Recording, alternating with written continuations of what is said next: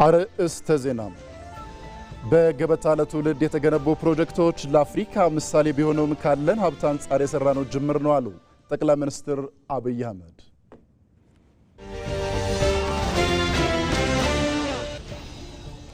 የሐዋሳ ሐይቅ ዳርቻ ልማት ፕሮጀክት ትልቅ በጀት የሚጠይቅና ሲጠናቀቅ ለነገው ትውልድ ስኬት ዋስትና የሚሆን ታላቅ ሀገራዊ አሻራ መሆኑን ምክትል ጠቅላይ ሚኒስትር ተመስገን ጥሩነህ ገለጹ።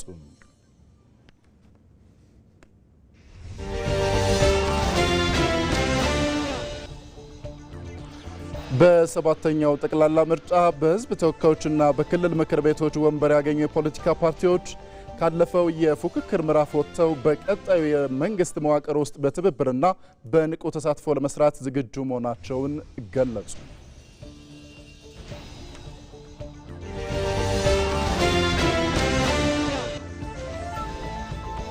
ከውጭ በዲሞክራቲክ ሪፐብሊክ ኮንጎ አዲስ የተከሰተውን የኢቦላ ወረርሽኝ ለመቆጣጠር እየተሰራ ነው።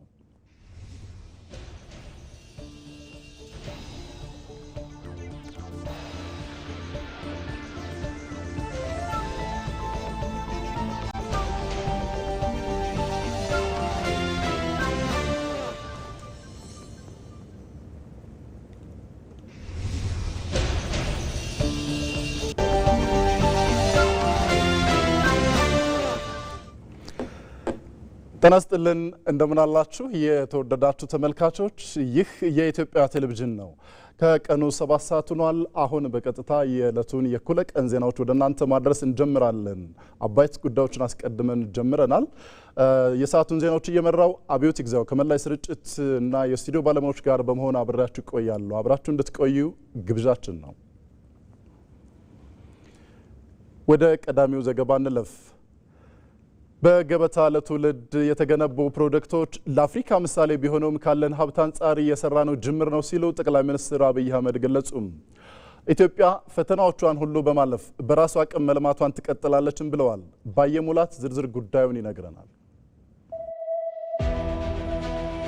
ሀገር መልኳና ህልውናዋ ልጆቿ በደከሙላትና በጣሩላት ልክ ይገለጣል። ያላትን ሀብት መረዳት፣ ቀድሞ ማሰብ፣ የተሻለውን መንገድ መከተልና በትውልዱ ጽኑ ጉልበት ወደ ተግባር መተርጎም ለሀገር ሁለንተናዊ እድገት ዋነኛ መሳሪያ ነው። ኢትዮጵያ ተፈጥሮ አስበልጣ የቸረቻትን ጸጋ በልጆቿ ላብና እውቀት ከፍ በማድረግ የተፈጥሮና ማህበራዊ ሀብቷን አበልጽጋ ለመጠቀም እየተጋች ትገኛለች። በሌሎች ሀገራት ያለውን የተሻለውን ማምጣትና በተግባር የመተርጎም ቁርጠኝነት ለሀገራዊ ብልጽግና መሰረት እየሆነ ነው። ከጥቂት ዓመታት በፊት አንድ ሀገር ለስራ ጉዳይ ሄጄ ያረፍኩበት ሪዞርት ያጓጓ ነበር። እኔ ክፉ አመል አለኝ። በሄድኩበት ሳይ ቶሎ የመቅናትና ወደዚህ ሀገር የማምጣት መሻቴ ከፍተኛ ነው እና የዛን ሆቴል ባለቤት ወደ ኢትዮጵያ ጋበዝኩት። አርባ ምንጭ የሚባል ውብ ምድር አለ። የዝጌር ድልድይ የሚባል አስገራሚ ተፈጥሮ አለ። የደፈረሰውንና የጠራውን ውሃ ከፍሎ የያዘ ነጭ ሳርን ከግርጌው ያስቀመጠ ተራሮቹ ተሰናስለው የእግዚአብሔርን የእጅ ስራ በአስደናቂ ሁኔታ የሚገልጥ ቦታ አለ። እዚያ ቦታ ላይ መጥተህ ልክ እዚህ ሀገር እንደሰራው አይነት ሪዞርት ብትሰራለን ብዬ ጋበዝኩት። ሰውየው መጥቶ አርባ ምንጭ አድሮ የእግዚአብሔር ድልድይን አይቶ ሲመለስ አገኘሁት እና ምኞትህ ጥሩ ነው፣ ፍላጎትህ ጥሩ ነው፣ አርባ ምንጭ ግን ለዚህ ኢንቨስትመንት አልደረሰችም ማለት። ይህንን ኮሜንት ስሰማ ምን ሊሰማኝ እንደሚችል እናንተ ገምቱት። ትናንት ማታ የነበረኝ ጉጉት ግን ያንን ሰው ደግሜ ጋብዤ አርባ ምንጭን እንዲያያት ነበረ። የኢትዮጵያን ውበት የመግለጥ መሻት በሐሳብና በምኞት ብቻ አልተገታም። ይልቁንም በራስ አቅምና ክንድ የአርባ ምንጭን የተፈጥሮ ጸጋ አስጊጦ በአደባባይ መግለጥ ተችሏል። የሌሎቹን አስመስሎ ሳይሆን ከሌሎቹ አስበልጦ በመገንባት የሀገርን በራስ አቅም የመበልጸግ ውጥን ዳግም በአርባ ምንጭ እውን ሆኗል። እዛ ያየሁት ሪዞርት እዚህ አሁን ያለው ሪዞርት አያክልም። እዛ ያለው ሪዞርት ከ1000 በላይ ዘመናዊ ስብሰባ ማዕከል በተለየ ዲዛይን የተሰራ ቦታ የለውም። እዛ ያየሁት ሪዞርት በውሃ ውስጥ በከፍተኛ ጥልቀት ገብቶ ሰማይ ላይ የወጣ በሰማይ ላይ የሚሽከረከር 360 ዲግሪ ተፈጥሮን ውበትን የሚያሳይ ሬስቶራንት እዛ አላየሁም። ከዚህ ያነሰውን ጠይቄው አርባ ምንጭ አልደረሰችም ማለት ነው። ከዚያ የበለጠውን ሰርተን እንደምንችል እንደሚገባን ከማንም የሚያንስ ተፈጥሮና ብቃት እንደሌለን ለዛ ሰውዬና መሰል እሳቤ ላላቸው ሰዎች በንግግር ሳይሆን በተግባር ማሳየት ጉጉቴ ነው። ደግሞም ይመጣል። በዚህ ጽኑ መርህና መነሳሳት በየአካባቢው የተገነቡ የገበታ ፕሮጀክቶች ለኢትዮጵያ የቱሪዝም ሀብት ትንሳኤ ሆነዋል። የየአካባቢውን ተፈጥሯዊና ታሪካዊ ጸጋ ወደ ተጨባጭ የኢኮኖሚ ሀብትነት ለመለወጥ መንገድም ከፍተዋል። ዘመናትን ያስቆጠሩና በመስህብነታቸው ልዩ የሆኑ ነገር ግን መሰረተ ልማት ያልደረሳቸው የቱሪስት መዳረሻዎችና ውብ የውሃ አካላት ዛሬ ላይ ተፈጥሯዊ ለዛቸውን ሳይለቁ ውበታቸውን ይበልጥ የሚያጎሉ ዘመናዊ ማረፊያዎችና ማራኪ መዝናኛዎች ተገንብተውላቸዋል። ይህ ኢትዮጵያ ካላት ሀብት አንጻር መነሻ እንጂ መዳረሻ አይደለም። ተመልከቱ ተራሮቻችንን። ገና ስራ ይፈልጋል። ብዙ ከሚጠበቅብን አንድ አስቀምጠን በዚያ ፌሽታ የምንሰክር ከሆነ ማደግ አንችልም። ኢትዮጵያ ትልቅ አገር ናት። ማደግ የምትችል አገር ናት። ስራ የምትሻ አገር ናት። የጀመርነው ለኢትዮጵያም ለአፍሪካውያንም ምሳሌ የሆኑ ስራዎች ናቸው። ምሳሌ ማለት ግን ፍጻሜ ማለት አይደለም። ምሳሌንና ፍጻሜ መለየት ያስፈልጋል። ለሚቀጥለው ስራ ምልክት የሚሆን ነገር አቆየን እንጂ ወደ ፍጻሜ ገና አልተቃረብንም። በሁሉም የኢትዮጵያ አካባቢዎች እየለሙ ያሉ የተፈጥሮ ጸጋዎች ለውበት ብቻ ተብሎ አይደለም። የተደበቀውን ውበት ተምሳሌታዊ አድርጎ ከመግለጥ ባሻገር የጋራ ትርክት መገንቢያና ሰፊ የስራ ዕድል እንዲፈጥሩ በማድረግም ዘርፉ የኢኮኖሚው ዋነኛ ሞተር መሆን እንዲችል ፈር መቅደድ ነው። የኢትዮጵያ ያለፉት ዓመታት ሀብቷን የመግለጥ ስራዎች በየትኛውም ችግር ሳትገታ ፈተናዎቿን እያለፈች ወደ ብልጽግናዋ እየገሰገሰች መሆኑ ማሳያ ናቸው። የዜጎቿ ጥረትና የጋራ አቅም ጠንካራዋንና የብልጽግና ተምሳሌቷን ኢትዮጵያ እየገነባ ለመሆኑ ነጋሪ አያሻም።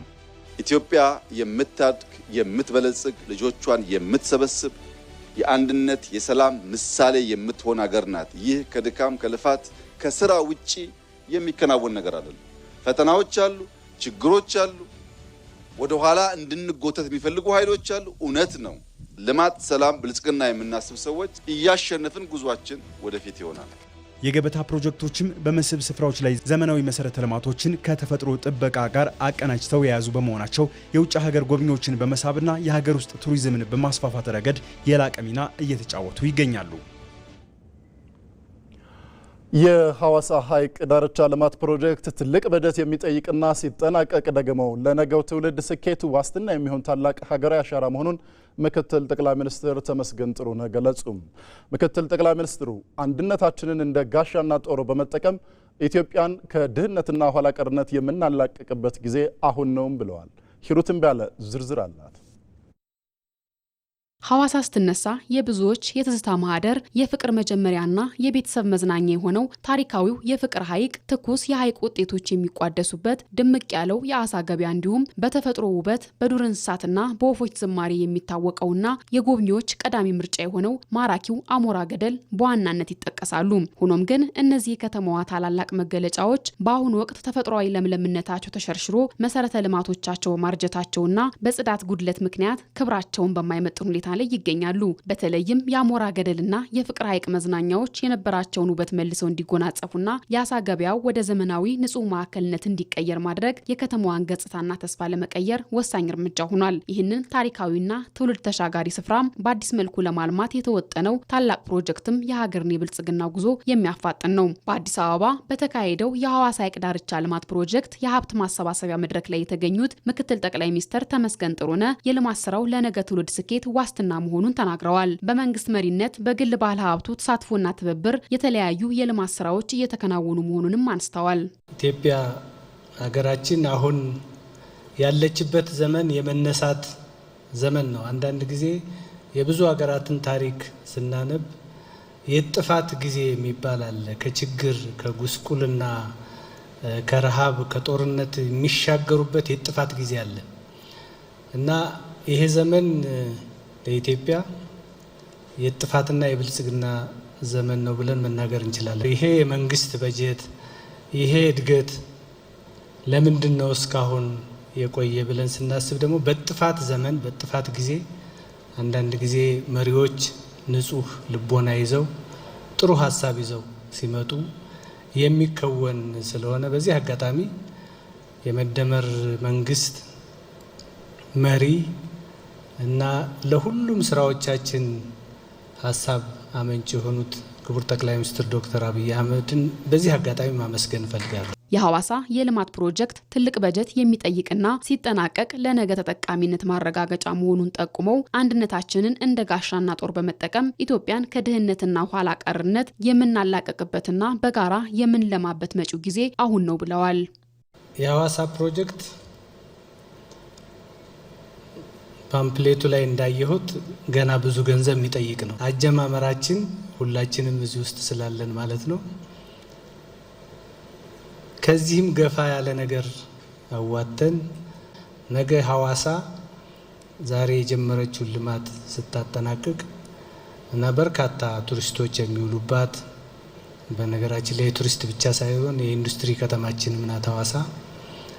ያ ሁሉ ነገር ከተከወነ በኋላ የዛሬ 20 ዓመት ሐዋሳን የሚያይ ሰው በነከሌ ጊዜ ይሄ ተዋጦ እኮ ነው ይሄ የተሰራ መባሉ አይቀርምና ሀገራችንን በጋራ ከድህነት ከኋላ ቀርነት እና ከመጥፎ ስነ ምግባሮች ተላቀን በጋራ የምናለማባት መጪው ጊዜ ብሩህ ይሆናል። የሲዳማ ክልል ርዕሰ መስተዳደር ደስታ ሊዳሞ ለአሞራ ገደል ለፍቅር ሐይቅና ለአሳ ገበያ ዘመናዊ ግንባታ ፕሮጀክት በአጋርነት ለማሳካትና ሐዋሳን የአፍሪካ የቱሪዝምና የኮንፈረንስ ማዕከል ለማድረግ በትኩረት እየተሰራ መሆኑን ገልጸዋል። ሐዋሳን በጋራ ለመገንባት የቀረበውን ጥሪ ተቀብለው በቁርጠኝነት ለሰሩና የበኩላቸውን ሚና ለተወጡም ምስጋና አቅርበዋል።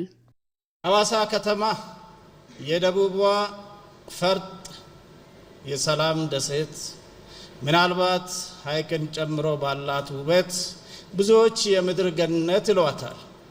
እዛ መጥቶ የቆየ ሰው የሕዝቡን መልካም የእንግዳ አቀባበል ሲመለከት ዳይቡሽ ብሎ የሚቀበል ሕዝብ ያለበት በመሆኑ የፍቅር ቤትም ትባላለች። ስለዚህ ሐዋሳን በዚህ መልኩ ማስዋብ ማሳደግ ከቻልን ለኑሮ፣ ለመዝናኛ፣ ለቱሪዝም ኮንፈረንስ እንደዚሁም ለኢንቨስትመንት እንድትመች አድርገን እየሰራናት ነው ያለነው። ሐዋሳን በጋራ እንድንገነባት እቅድ አዘጋጅተን እናንተንም አግዙን አብረን ገንባ ብለን ጥሪ አስተላልፈን ነበረ። ጥሪያችንን ተቀብላችሁ በቅርብና ሩቅ ያላችሁ በእኛ ክልል ጉዳይ ያላችሁም የሌላችሁም ምናልባት ፍቅራችንን አይታችሁ ያገባኛል በማለት ካላችሁም ከሌላችሁም አንስታችሁ ሐዋሳን በጋራ ለመገንባት ላሳያችሁት ቁርጠኝነት በራሴና በሲዳማ ክልል ሕዝብ እንደዚሁም በሐዋሳ ሕዝብ ስም እጅግ አመሰግናቸዋለሁ። ሐዋሳን በዘመናዊ መንገድ ለመገንባት ለተወጠነው ፕሮጀክት ከ3.5 ቢሊዮን ብር በላይ በጀት እንደሚያስፈልግ የጠቀሱት የሐዋሳ ከተማ ከንቲባ ጥራቱ በየነ ከዚህ ውስጥ 2 ቢሊዮን ብር በከተማ አስተዳደሩ 1.5 ቢሊዮን ብር ደግሞ በገቢ ማሰባሰቢያ መርሃ ግብር ለማሰባሰብ መታቀዱን አስረድተዋል። በመጀመሪያው የሐይቅ ልማት እቅዳችን የፍቅር ሐይቅን የአሞራ ገደልና የአሳ ገበያ የሚባለውን የሐይቁን ክፍሎች በዘመናዊ መንገድ ሁሉንም መሰረተ ልማቶች ባሟላ መልኩ ለነዋሪዎችም ለቱሪስቶችም በሚመች መልኩ ለማልማት እቅድ ሰንቀናል። ይህንን ትልቅ ራዕይ በትብብር መስራት ያስፈልጋል። ለዚህም በአጠቃላይ ለመጀመሪያው ምዕራፍ ከ3.2 እስከ 3.5 ቢሊዮን ብር ያስፈልገናል። ይህ ደግሞ ለመንግስት ብቻ ስለማይቻል ከዚህ ውስጥ 1.5 ቢሊዮኑን የከተማችን ነዋሪዎች፣ የክልላችን ህዝቦች፣ የሐዋሳ ወዳጆች፣ ባለሀብቶች አጋር እንዲሆኑ ለዚህ ልማት ጥሪያችንን ከ2 ወራት በፊት ክቡር ፕሬዝዳንት በተገኙበት አቅርበናል። በዚህም ህዝባችን ባለፉት 2 ወራት የሐዋሳን ሐይቅ ልማት ከህፃን እስከ አዋቂ፣ ከተማሪ እስከ ባለሀብት እስከ ምሁር ሁሉም ከቆጠበው ካለው ሀብት ከሌለውም የመንግስት ሰራተኛው ደሞዝ ጭምር ሲለግስ ቆይቷል። ታላላቅና ሀገር በቀል የልማት ፕሮጀክቶች በመንግስት በጀት ብቻ ተከናውነው አይጠናቀቁም። የህዝብ የባለ ሀብቱ የዲያስፖራውና የባለድርሻ አካላት የተቀናጀ ተሳትፎ እውቀትና ሀብት ለውጤታማነቱ ወሳኝ መሰረት ነው። ይህ ለአሞራ ገደል ለፍቅር ሐይቅና ለአሳ ገበያ መታደስ የተወጠነው ታላቅ የልማት ፕሮጀክት ከተራ የመሰረተ ልማት ግንባታ በላይ እንደ ታላቁ የኢትዮጵያ ህዳሴ ግድብ ህዝባችንን በአንድ ዓላማ ዙሪያ የሚያሰባስብና የጋራ ባለቤትነትን የሚያረጋግጥ ዳግማዊ ሀገራዊ አሻራ ነው። ፕሮጀክቱ በተቀመጠለት ጊዜና ጥራት ሲጠናቀቅ የከተማዋን የኑሮ ዘይቤ በመቀየር የንግድና የኢንቨስትመንት እድሎችን በማስፋት ሰፊ የስራ እድል በመፍጠር ሐዋሳን በምስራቅ አፍሪካ ብሎም በአህጉሪቱ ተመራጭ የኮንፈረንስና የቱሪዝም መዳረሻ እንደሚያደርጋትም ጽኑ እምነት ተጥሎበታል። የመደመር መንግስት የውስጥ አቅም የማስተባበር ውጤት የሆኑት የገበታ ለሸገር ፕሮጀክቶች አዲስ አበባን በርካታ የውጭና የሀገር ውስጥ ጎብኚዎችን የምታስተናግድ ተመራጭ የቱሪዝም መዳረሻ አድርገዋታል። እነዚህ ስፍራዎች የመዲናዋን ነዋሪዎች የመዝናናት ልምድ ሙሉ በሙሉ ከመቀየር ባለፈ ለቱሪዝም ዘርፍ ትልቅ መነቃቃትን ፈጥረዋል። ህይወት አበበ ተኛ ሆኖ በማየቴ በጣም ደስ ይላል። ጊዮን አካባቢ ያለውን አይቼዋለሁ። ከስቲፋኖስ ጀርባ ያሉትንም እንደነዚህ የተሰሩ የመዝናኛ ቦታዎች አይቻቸዋለሁ። በጣም ከጠበቅኩት በላይ ነው። ሰውን በፊት እንደዚህ ተጨናንቆ የነበረው መሀሉ የከተማ ክፍል እንደዚህ በጣም ፈታ ብሎ ለሰው እንቅስቃሴ አመቺ መሆኑ እጅግ በጣም ደስ ይላል። ተደስተንበታል። የእንጦጦ ፓርክ ማለዳው ይህንን ይመስላል። የተለያዩ ስፖርታዊ እንቅስቃሴዎችን ለማድረግ ሰዎች ይመርጡታል።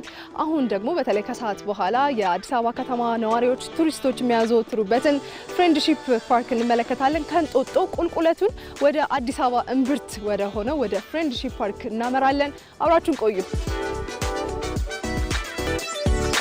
ተመልካቾች በተወዳጁ ወዳጅነት ፓርክ ተገኝተናል። ይህን አካባቢ ወላጆች በተለይ ልጆቻቸውን ለማጫወት የሚመርጡት ቦታ ነው። በሳምንቱ የመጨረሻ ቀናት ቅዳሜና እሁድ እንዲህ በተጨናነቀ መልኩ ህፃናት ይቦርቁበታል። እንተዋወቅና እስቲ እንጀምራለን። እኔ ደህና ወርቅ እባላለሁ። የአብሳላት እናት ነኝ። አብሳላት ደህና ነሽ? ደስ አለሽ ዛሬ? ሁልጊዜ መምጣት ልምድ አላችሁ እንደዚህ አይነት ቦታ ላይ? እንመጣለን፣ ግን ያ ሁልጊዜም ባይሆንም ግን ጊዜ ሳገኝ በሚያመቸኝ ሰዓት አመጣታለሁ። እንመጣለን። በፊት በብዛት የገቨርንመንት እንትኖች የሉ ማለት በግለሰብ ደረጃ እንዲሆኑ መጫወቻ ቦታዎች ናቸው። ለሁሉም ሰው አፎርደብል አይደሉም ማለት ሁሉም ሰው ሄዶ ላይጫወትባቸው ይችላል። እኔ እወደዋለሁ ቦታውን። አንደኛ ኦፕን ኤር ነው፣ ልጆቹ አይተፋፈኑም። መጫወቻ ቦታዎች እንኳን ቢኖሩ እኔ ይሄን ፕሪፈር አደርጋለሁ። ነፃ ነው ለልጆች፣ አየሩን ደስ ይላል፣ እንደ ልብ ይጫወታሉ። ኮስት ዋይዝም ካየሹ ደግሞ በጣም ዝቅተኛ ኮስት ነው።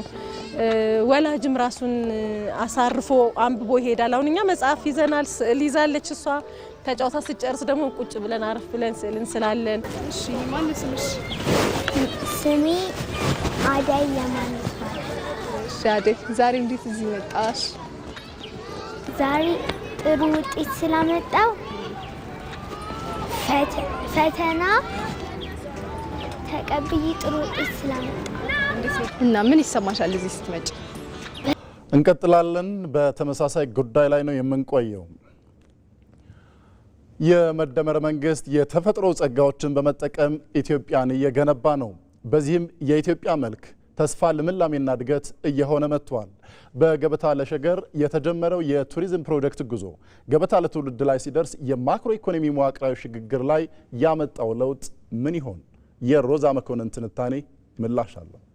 ስንቶቻችን ባደጉ የዓለም ሀገራት ውበትና የቱሪስት መዳረሻዎቻቸው ቀንተን እኛ ጋር ቢኖሩ ብለን ተመኝተን እናውቅ ይሆን? ጠቅላይ ሚኒስትር አብይ አህመድ ያሰብነውን ለማሳካት የውጭ እጅ መጠበቅ የለብንም፣ የተፈጥሮ ጸጋዎቻችንን አሟጠን በመጠቀም ኢትዮጵያን በራሳችን አቅም እንገነባታለን እንዳሉት ሁሉ ያለ ውጭ ብድር፣ ያለ ድጋፍ ባለን ሀብት በእጃችን ታሪክ መስራት እንደምንችል አረጋግጠናል። የስኬት ለዘመናት የኢትዮጵያን ስም ከድህነት ከረሃብና ከእርዳታ ጠባቂነት ጋር አያይዘው ለሚያነሱ አካላት በቃላት ሳይሆን በተግባር የተሰጠ ደማቅ ታሪካዊ ምላሽ ነው።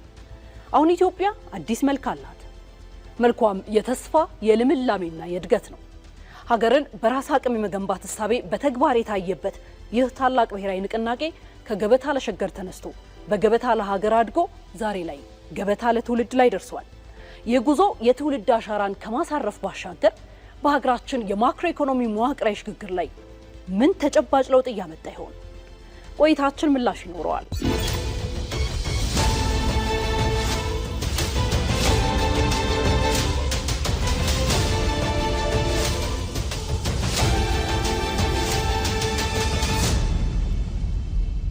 ዛሬ የምናየው ገበታ ለትውልድ የተሰኘው ግዙፍ ሜጋ ፕሮጀክት ከቱሪዝም መዳረሻዎች ልማት እጅግ የላቀ ስልታዊ ፋይዳ አለው። የስትራቴጂካዊ ጉዞ በዋና ከተማችን ከተከናወነው ገበታ ለሸገር በመነሳት በመቀጠል ክልላዊ የልማት አቅምን ያነቃቃውን ገበታ ለሀገርን በታላቅ ድል አሳክቶ አሁን ደግሞ ትውልድ ተሻጋሪ አሻራን ለማሳረፍ የተቃኘ ግዙፍ ብሔራዊ ተነሳሽነት ነው። የፕሮጀክት የሀገረ መንግስት ግንባታን የሚያፋጥን የማክሮ ኢኮኖሚ መዋቅራዊ ሽግግርን እውን የሚያደርግና የአረንጓዴ ካፒታሊዝም ስትራቴጂን በሀገር አቀፍ ደረጃ የሚተገብር ታሪካዊ ስራ ነው። የለውጡ መንግስት ወደ ስልጣን ከመጣበት ጊዜ ጀምሮ ሰው ተኮርና አምራችነትን ያማከሉ የሀገር በቀል ኢኮኖሚ ማሻሻያዎችን በከፍተኛ ስኬት መተግበር ችሏል። የመጋ ፕሮጀክት በተለየ ፍጥነትና ግዝፈት ወደ ተግባር እንዲገባ የተደረገበት ምክንያት 4 ጥልቅ ስልታዊ ግቦችን ያነገበ ነው። የመጀመሪያው ከጥገኝነት ትርክት ወደ ሀብት ፈጠራ መሸጋገር ነው። ሀገሪቱ ያላትን ተፈጥሯዊ ጸጋዎች ወደ ተጨባጭ የኢኮኖሚ ካፒታል በመለወጥ የራሷን አዲስ የብልጽግና ታሪክ መጻፍ እንደምትችል ማረጋገጥ። ሁለተኛው ልማትን ፍትሃዊ በሆነ መልኩ ማዳረስ ነው። ቀደም ሲል በአዲስ አበባ ላይ ብቻ ተከማችቶ የነበረውን የልማት ማዕከል በመቀየር ተፈጥሯዊ ጸጋ ያላቸው ነገር ግን ተደራሽነታቸው የራቁ እንደ ጨበራ ጩርጩራ፣ ደንቢ፣ ወንጪ፣ ጎርጎራ፣ ሸበሌና አፋር ያሉ አካባቢዎችን የአዲሱ ስነ ምህዳራዊ ኢኮኖሚ እምብርት ማድረግ ነው። ሶስተኛው የስራ አጥነትና የስነ ህዝብ ጫናን ማቃለል ነው። በግንባታው ወቅትም ሆነ አሁን በአገልግሎት ዘርፉ በሆስፒታሊቲ፣ በቱሪዝምና በአግሮ ኢንዱስትሪ ማቀነባበር ለሺዎች የሚቆጠሩ ወጣቶችና እናቶች ሰፊና ዘላቂ የስራ እድሎችን መፍጠር ነው። አራተኛው ያለንን እምቅ አቅም ለመጠቀም ለግሉ ዘርፍ መሰናክል የሆኑ የመሰረተ ልማት እጥረቶችን መፍታትና ተምሳሌታዊ መሆን ነው። መንግስትን ተከትለው ኢንቨስት የሚያደርጉ የግል ባለሀብቶችን የማበረታታት ርዕይንም ይዟል። የዚህ ትንታኔ አንኳር ነጥብ የሚያሳየው የኢትዮጵያ አካሄድ የዓለምን ስኬታማ የልማት ተሞክሮች ከሀገራዊ ተጨባጭ ሁኔታዎች ጋር በጥምረት ያዋሃደ መሆኑን ነው። እንደ ሲንጋፖር የከተማን ውበትና አረንጓዴ ልማት፣ እንደ ሩዋንዳ ከውስጥ ተግዳሮቶች ማግስት ማህበረሰብ ተኮር የቱሪዝም ልማትን ለብሔራዊ አንድነትና ኩራት መጠቀምን፣ እንዲሁም እንደ አረብ ኤምሬቶች ከግብርና ጥገኝነት ወጥቶ የአገልግሎት ዘርፉን እንደ ዋና የኢኮኖሚ ሞተር መጠቀምን አስተሳስሯል። ይህ መዋቅራዊ ሽግግር በማክሮ ኢኮኖሚው ላይ ያመጣው ምርታ እጅግ አስደናቂ ነው። ለዘመናት በግብርና ኤክስፖርት ላይ ብቸኛ ጥገኛ የነበረው የኢኮኖሚ መዋቅራችን አሁን በማይነጥፍና ዘላቂ በሆነው የአገልግሎትና የቱሪዝም ዘርፍ እንዲጋራ የሆነ ነው። በተጨባጭ መረጃ መሰረት ኢትዮጵያ በ9 ወራት ውስጥ ብቻ ከ1.2 ሚሊዮን በላይ የውጭ ሀገር ጎብኚዎችን በመቀበል ከ2 ቢሊዮን ዶላር በላይ የውጭ ምንዛሪ ገቢ ማግኘት ችላለች። የሀገር ውስጥ ቱሪዝምም እንዲሁ በከፍተኛ ሁኔታ በማደጉ ከ30 ሚሊዮን በላይ ዜጎች ሀገራቸውን በመጎብኘት ከ385 ሚሊዮን ዶላር በላይ ለሀገር ውስጥ ኢኮኖሚ አስተዋጽኦ አበርክተዋል። ይህ ስልታዊ ስራ በአካባቢ ደረጃ የምርት አቅርቦት ሰንሰለት በመፍጠር አርሶ አደሩንና ወጣቱን በቀጥታ የቱሪዝም ባለቤት አድርጓል። በማህበራዊና ፖለቲካዊ ረገድ ደግሞ የሀገር ውስጥ ጎብኚዎች ቁጥርን በማሳደግ እርስ በርስ ትውውቅን በማጎልበት የሀገረ መንግስት ግንባታንና የብሔራዊ ኩራት ማገገሚያ መሳሪያ ሆኖ እያገለገለ ይገኛል። ቀደም ሲል ይጨፈጨፉ የነበሩ ደኖችና የነበሩ ብሔራዊ ፓርኮች ጥብቅ ጥበቃ እንዲደረግላቸው በማድረግ በስነ ምህዳር ሉዓላዊነት ረገድ በህዝባችን ዘንድ የንቃተ ህሊና ማማን ፈጥሯል። ለዚህ ሁሉ ታላቅ ምርታና ስኬት እንደ ዋነኛ ማስረጃ የሚጠቀሰው በጠቅላይ ሚኒስትር አብይ አህመድ አነሳሽነት የተመሰረተው አዲሱ የህዝብና የግል አጋርነት ወይም ፐብሊክ ፕራይቬት ፓርትነርሺፕ ስኬታማ የሀገር በቀል የፋይናንስ ፈጠራ ሞዴል ነው። በመረጃዎቹ በግልጽ እንደምናየው በገበታ ለሀገር ከ4.2 ቢሊዮን ብር በላይ፣ በገበታ ለትውልድ ሶስተኛ ዙር ደግሞ ከ4.6 ቢሊዮን ብር በላይ ታሪካዊ የሀገር ውስጥ ሀብት ተሰባስቧል። ብሔራዊ ኩባንያችን የኢትዮጵያ አየር መንገድ 1.2 ቢሊዮን ብር፣ ኢትዮ ቴሌኮም 1 ቢሊዮን ብር፣ ብሔራዊ ባንክ 500 ሚሊዮን ብር እንዲሁም የባህር ትራንስፖርት፣ የልማት ባንክ፣ ሜድሮክ ኢንቨስትመንትና የኢትዮጵያ ኤሌክትሪክ ኃይል ያደረጉት ቀጥተኛ የፋይናንስ ድጋፍ ሀገራችን የውጭ ብድር ጫናን አሽቀንጥራ በመጣል ታላላቅ ሜጋ ፕሮጀክቶቿን በራሱ አቅም በጥቂት ወራት ውስጥ እንድታሳካ አስችሏታል። ይህ ፕሮጀክት በጠቅላይ ሚኒስትር ጽህፈት ቤት ቀጥተኛና ከፍተኛ ክትትል የተከናወነ ነው። ይህም ኢትዮጵያ የልማት ፕሮጀክቶችን በጥራት የመፈጸም አቅም እንዳላት ሕያው ማረጋገጫ ነው። ከአፋር ሞቃታማ ምድር ከተፈጥሮ ብሉ አይ ፍል ውሃ እስከ ደቡብ ምዕራብ ጥቅጥቅ ያሉ አረንጓዴ ገነቶች፣ ከሸበሌ ወንዝ ዳርቻ እስከ ጎርጎራ ታሪካዊ ወደብ የተገነቡት እነዚህ ማራኪ ሎጆችና ሪዞርቶች የኢትዮጵያ አዲስ መልክ ናቸው። ገበታ ለትውልድ እንዲሁ የመዝናኛ ስፍራን ሳይሆን ኢትዮጵያ በውስጥና በውጭ በርካታ ውስብስብ ጫናዎች ውስጥም ሆና በራሷ ሀገር በቀል አቅም የማቀድ የመገንባት እና የማሸነፍ ብቃቷን ለዓለም ያሳየችበት ታሪካዊ ምዕራፍ ነው።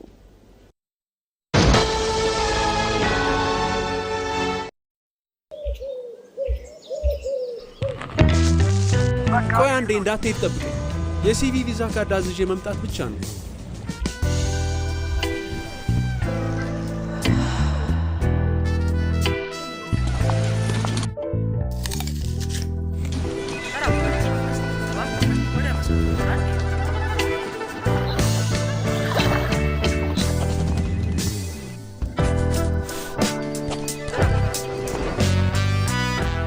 ባንኮ በመዳፎ በያዙት ስልኮ ቤቶ ድረስ ከተፍ ይላል። ሰላም ጤና ይስጥልኝ። በማንኛውም ሰዓት በተመቸው ቀን ባሉበት ሆነው የኢትዮጵያ ንግድ ባንክን ቪዛ ካርዶን በስልኮ ማዘዝ ይችላሉ። የሲቢ ሞባይል ባንኪንግ መተግበሪያውን ይክፈቱ። ባንኪንግ የሚለውን ይክፈቱ። ቪዛ ካርድ ሰርቪስ የሚለውን ይምረጡ። ቢፈልጉ ምትክ ወይም አዲስ መጠየቅ፣ የካርዶን አይነትና የሚወስዱበትን ቅርንጫፍ መርጠው ያረጋግጡ። ባንክ የሚመጡት ካርዶን ለመውሰድ ብቻ ነው። አሁኑኑ ያመልክቱ። በፍጥነት ካርዶን ይውሰዱ። የኢትዮጵያ ንግድ ባንክ፣ ሁሌም የሚተማመኑበት ባንክ።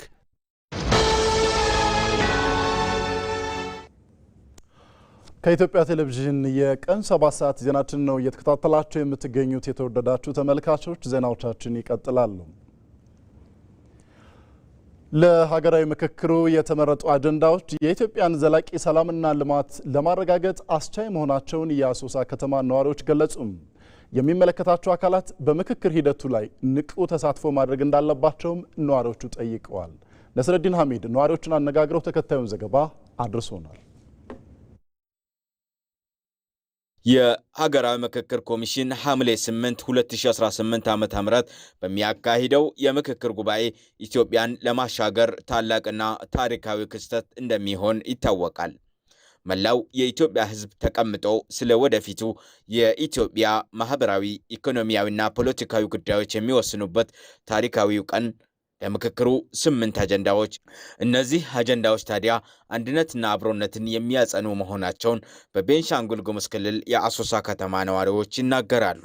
እንደ አሶሳ ነዋሪ እርግጥ የምክክር ኮሚሽኑ በተለይ የተነደፉ 8 አጀንዳዎች እኛ ብዙ ነገር እንጠብቃለን ብለን ተስፋ እናደርጋለን ማለት ነው። በተለይ ሀገረ መንግስት ግንባታ ላይ፣ ሁለተኛ ከሙስና አንጻር፣ ሶስተኛ ደግሞ በተለይ ከኑሮ ውድነት ጋር ተያይዞ ያለ ነገር ብዙ ነገር ይቀርፋል ብለን ተስፋ እናደርጋለን ማለት ነው። አንድ ሀገር እንደ ሀገር መቀጠል የሚችለው በዛ ሀገር ውስጥ ያለ ህዝብ ሲመካከር፣ ሲወያይ፣ ወደ አንድ ሀሳብ ሲመጣ ነውና በተዘጋጁ 8 አጀንዳዎች የሚደረገው ምክክር ለቀጣይ ለሀገሪቱ እድገት፣ ለሀገሪቱ ሰላም በጣም ወሳኝ ስለሆነ እነዚህ አጀንዳዎች ላይ በደንብ ህዝቡ ተመካክሮ ተወያይቶ ለመንግስት ጠቃሚ የሆነ ግብአት ማቅረብ አለበት ብዬ አስባለሁ። እንደ አንድ ግለሰብ አጀንዳዎቹ ወደ 8 ናቸው። በተለይ ኢትዮጵያን ሀገር የሚያቻግሩ አጀንዳዎች ናቸው። ከዛው ሰው ለምሳሌ ሰላም ቢወሰድ እንኳን የሰላም አጀንዳ በጣም ወሳኝ ነው ለኢትዮጵያ።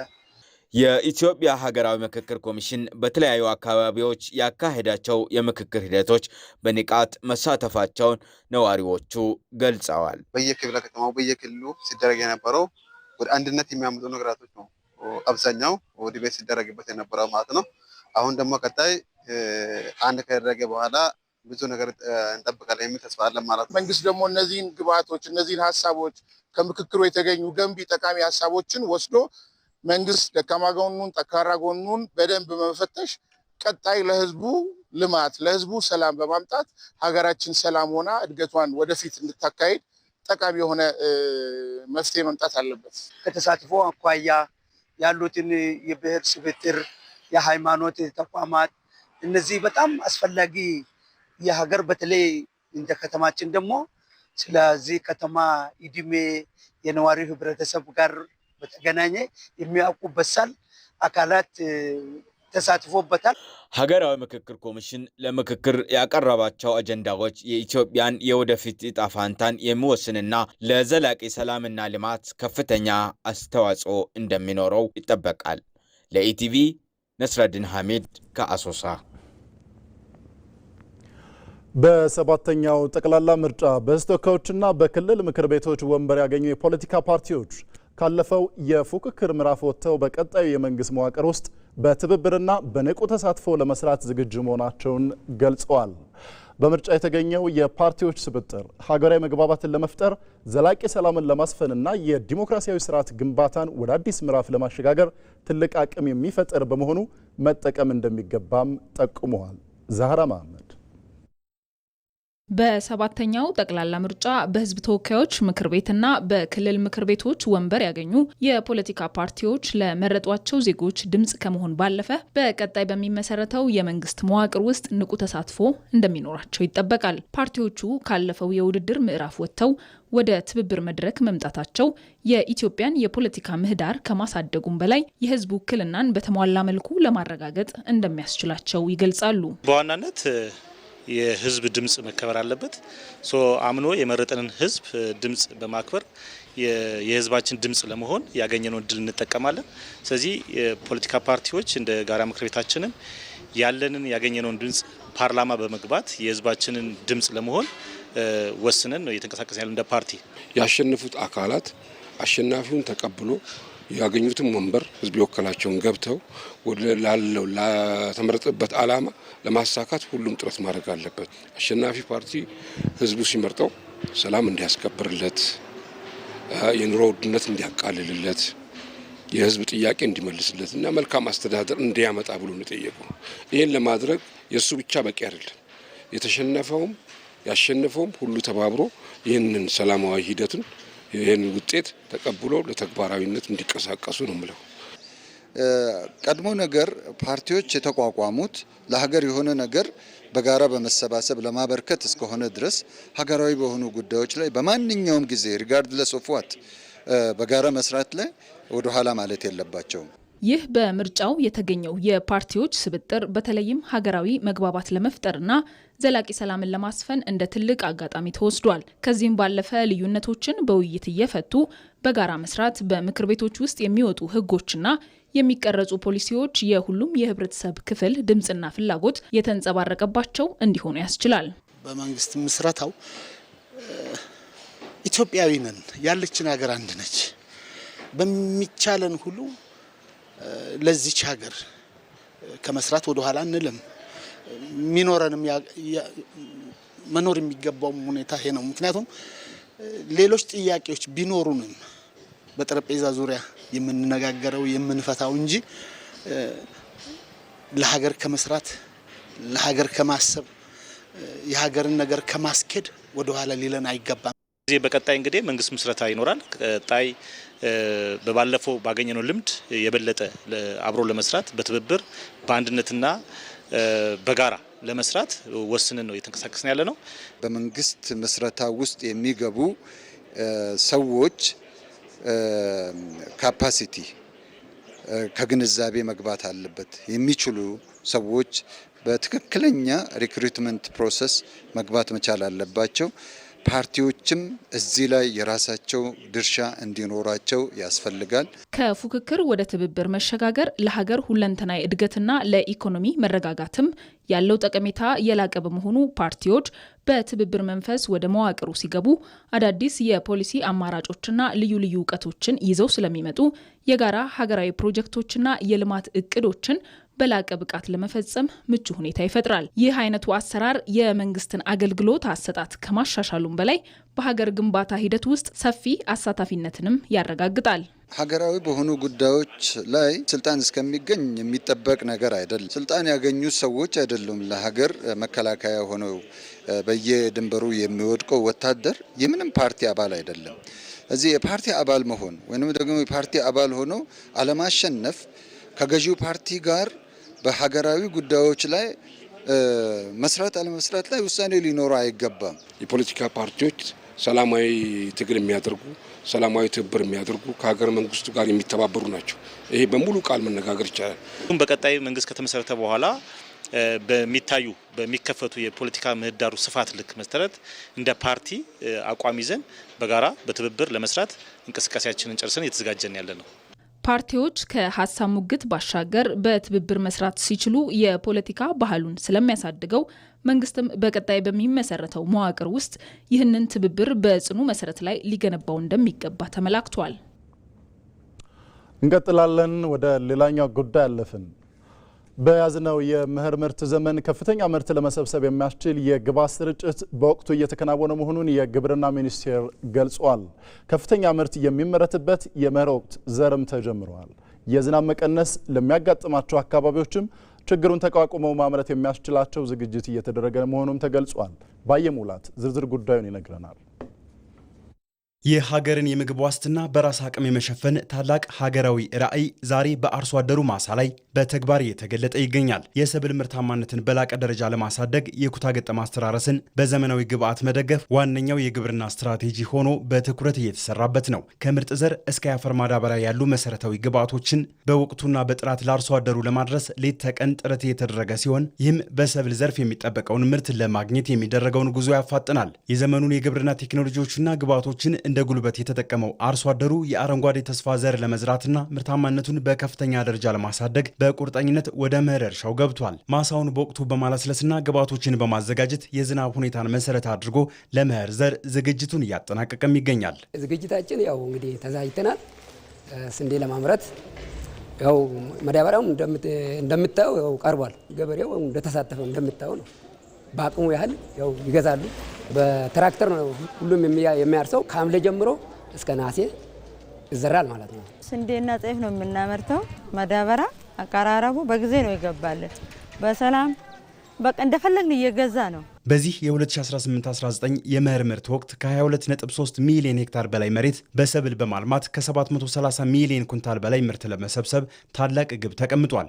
ይህንን ግዙፍ እቅድ ወደ መሬት ለማውረድ ደግሞ የግብርና ግብዓቶች አቅርቦትና አጠቃቀምን ማሳደግ ያስፈልጋል። እየተስፋፋ ያለው የኩታ ገጠም እርሻና የሜካናይዜሽን አጠቃቀም ለምርታማነቱ መሳካት የላቀ ድርሻ አለው። የግብርና ምርትን በጥራትና በመጠን ማሳደግ የሚቻለው የሚታረሰውን መሬት በማስፋት ብቻ ሳይሆን በአንድ ሄክታር የሚገኘውን ምርታማነት በማሳደግ እንደሆነም ይታመናል። ለያዝነው የመኸር ወቅትም ከ1.5 ሚሊዮን ኩንታል በላይ የተለያዩ ሰብሎች ምርጥ ዘር ለማሰራጨት እየተሰራ ይገኛል። መንግስት ለአፈር ማዳበሪያ ከፍተኛ መጠን ያለው ገንዘብ በመደጎም በቂ አፈር ማዳበሪያ ለአርሶ አደሩ ለማሰራጨትም ርብርብ እየተደረገ ነው። ይሄንን ማዳበሪያ ጅቡቲ ላይ ባግ አድርጎ በየቀኑ አንዳንድ ጊዜ እስከ 200 መኪና አንዳንዴ ደግሞ 100 መኪና አጠቃላይ በአማካይ እስከ 10,000 ሜትሪክ ቶን ማዳበሪያ በየቀኑ ወደ ሀገር ውስጥ እየገባ ነው ያለው።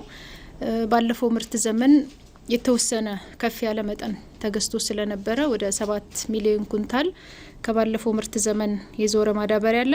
እንግዲህ ዘንድሮ ወደ ሀገር ውስጥ የገባውንና የባለፈውን ምርት ዘመን ስናስብ 19.1 ሚሊዮን ኩንታል ለ2018-19 ምርት ዘመን የቀረበ ማዳበሪያ ነው ማለት ነው።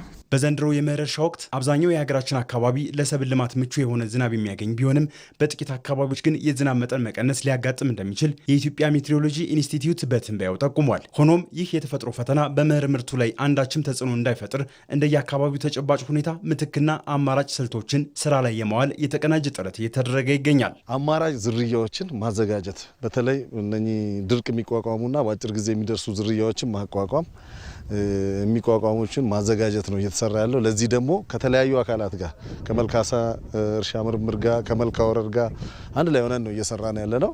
የሚፈልገው ዝግጅት ነው። ሀፕን ሲያደርግ የዝናብ እጥረት ሲፈጠር ምንድነው መደረግ ያለባቸው እነዚህ ወረዳዎች ላይ የሚል ነው።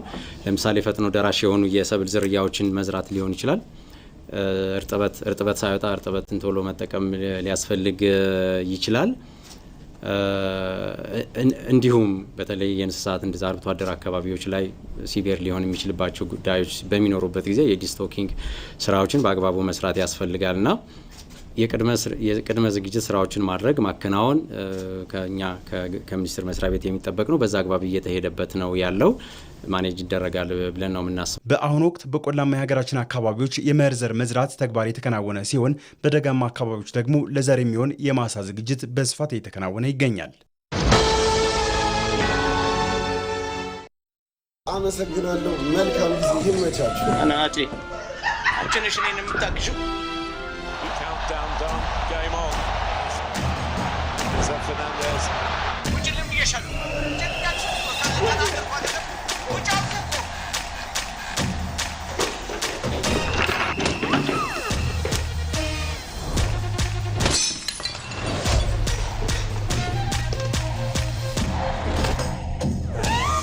ከቤታችን በዋይፋይ ከቤት ስንወጣ በሞባይላችን በዲኤስቲቪ ስትሪም በከፍተኛ ቅናሽ እንዲሁም ጎጆና ሜዳ ፓኬጆችን በነፃ ይዞ በቀረቡ የዓለም ዋንጫ ጥቅሎች ያሻንን በመምረጥ በኢትዮ ቴሌኮም ፈጣን ኔትወርክ ፈታ ብለን የእግር ኳሱ ዓለም ኮከቦችን ፍልሚያ እንታለን። ዓለም ዋንጫን ባለንበት።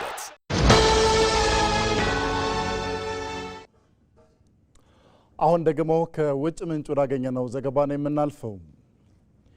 በኮንጎ ዲሞክራቲክ ሪፐብሊክ አዲስ የኢቦላ ወረርሽኝ መከሰቱ መረጋገጡን የዓለም የጤና ድርጅት አስታውቋል። በአሁኑ ወቅት የተከሰተው የኢቦላ ቫይረስ ቢንዱ ቡጋዩ የሚሰኝ ሲሆን ለዚህ ዝርያ እስካሁን የተፈቀደ ክትባትም ሆነ የተለየ የሕክምና መድኃኒት የሌለ መሆኑ ተገልጿል። ሆኖም ተስፋ ሰጪ የሆኑ የሕክምና አማራጮችን ለመፈተሽ ጥናቶች እየተካሄዱ እንደሚገኙም የዓለም የጤና ድርጅት አስታውቋል። በአሁኑ ወቅት በኮንጎ ዲሞክራቲክ ሪፐብሊክ በኢቦላ የተያዙ ሰዎች ቁጥር 1500 የደረሰ ሲሆን ከነዚህ መካከል 475ቱ ሕይወታቸው ማለፉ ተገልጿል። ወረርሽኙ የተከሰተበት አካባቢ ሰብአዊ ቀውስ ያለበት ሩቅና ጥቅጥቅ ያለ የህዝብ ቁጥር የሚኖርበት ከመሆኑም በላይ የጸጥታ እጥረት፣ ከፍተኛ የህዝብ እንቅስቃሴና የድንበር ተሻጋሪ ንግድ የሚታይበት በመሆኑ ስርጭቱን ለመግታት አስቸጋሪ አድርጎታል። የዓለም የጤና ድርጅት የወረርሽኙን ስርጭት ለመቆጣጠር ለኮንጎ መንግስታት የሚያደርገውን ድጋፍ እያሳደገ መሆኑንም ገልጿል። በዚህም መሰረት የክትትል ስርዓትን ማጠናከር፣ የታመሙ ሰዎችን የንክኪ ታሪክ መፈለግ፣ የህክምና ዝግጁነትና አያያዝን ማሻሻል፣ የህክምና ቁሳቁሶችን ማቅረብ፣ የህዝብ ተሳትፎን ማሳደግና በድንበር አካባቢዎች ላይ የቅድመ ዝግጅት ስራዎችን የመስራት ተግባራት እየተከናወኑም ይገኛሉ። ድርጅቱ አክሎም የወረርሽኙን ስርጭት ለመግታት የማህበረሰቡ ተሳትፎ ወሳኝ መሆኑን ጠቅሰው እንዲህ ያሉ አስከፊ ወረርሽኞችን ሙሉ በሙሉ መቆጣጠር የሚቻለው ማህበረሰቡ በቅድመ መከላከል ስራው ላይ በንቃት ሲሳተፍ ብቻ ነው ብለዋል።